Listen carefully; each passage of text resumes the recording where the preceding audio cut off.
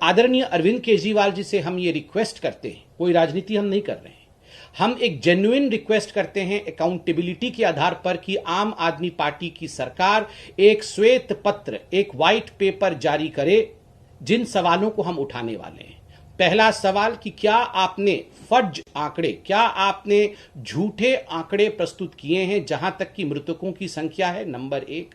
Number दो, क्या कारण रहा, क्या कारण रहा अगर समग्रता में और एक लार्जर कैनवस में देखा जाए कि देश का सर्वाधिक केस फैटेलिटी रेशियो दिल्ली में रहा है, इस विषय को हम जानना चाहते हैं और कुछ सवाल आज आपसे पूछना चाहते हैं। अरविंद केजरीवाल जी, मैं आपको यहां बताना चाहूंगा कि दिल्ली एक छोटा सा शहर दिखने में तो लगता है हमारे देश का, it's in fact the pride of India. Delhi Hindustan की राजधानी है और अगर देखा जाए तो हिंदुस्तान की राजधानी ग्लोबली ट्रेंड किया है सर्वाधिक मृत्यु के कारण। एक तरह से क्या कारण है कि हरियाणा दिल्ली से बड़ा होते हुए भी टोटल केस जो हरियाणा में रहे वो 7.55 लाख रहे हैं, 7.55 लाख केसेस हुए हरियाणा में, और वहीं दिल्ली में 14.25 लाख केसेस रहे हैं जो ऑफिशियल आंकड़े आपके हैं। एक पॉपुलेशन वाइज कम है, आयात वाइज, एरिया वाइज कम दिल्ली में इतने केसेस क्यों हैं और हरियाणा में कंपैरेटिवली क्यों उससे कम केसेस हैं।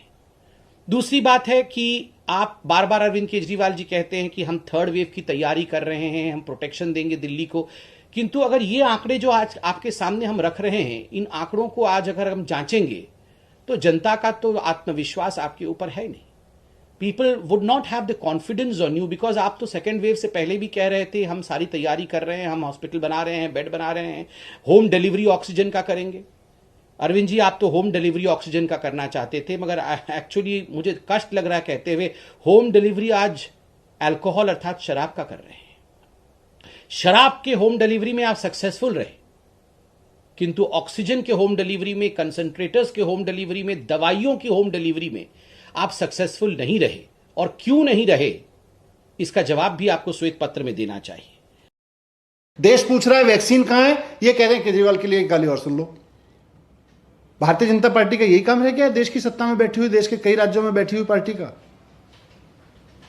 कि जब देश आपसे पूछ रहा है कि आपको हमने सत्ता में बिठाया था, बताइए वैक्सीन कहां है, हमारे बच्चों की वैक्सीन कितने में बेच दी और विदेशों में क्यों बेच के आ गए।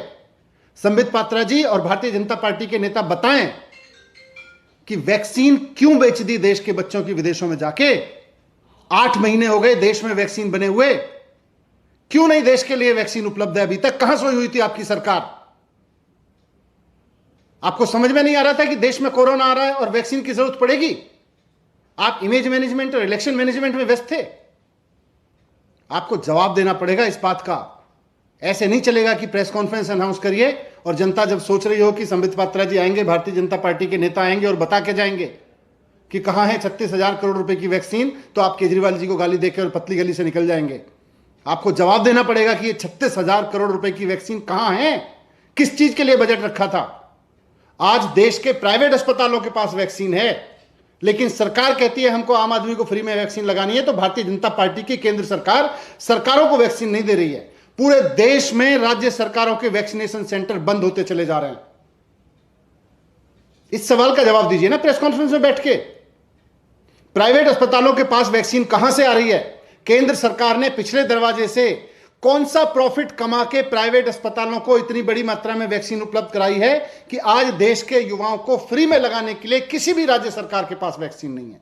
वैक्सीन की इतनी किल्लत क्यों है, इस फेलियर को भारतीय जनता पार्टी स्वीकार करे। भारतीय जनता पार्टी की केंद्र सरकार इस बात को स्वीकार करे कि हां, हमने मठ मार दिया पूरे के पूरे वैक्सीनेशन प्रोग्राम का, पूरे के पूरे वैक्सीनेशन प्रोग्राम का हमने बंटाधार कर दिया, बेड़ा गर्क कर दिया हमने। इस बात को भारतीय जनता पार्टी स्वीकार करे और उस पर काम करना शुरू करे और देश को बताए कि 36,000 करोड़ रुपए की वैक्सीन कब आएगी, कब मिलेगी हमारे देश के नौजवानों को और बच्चों को वैक्सीन।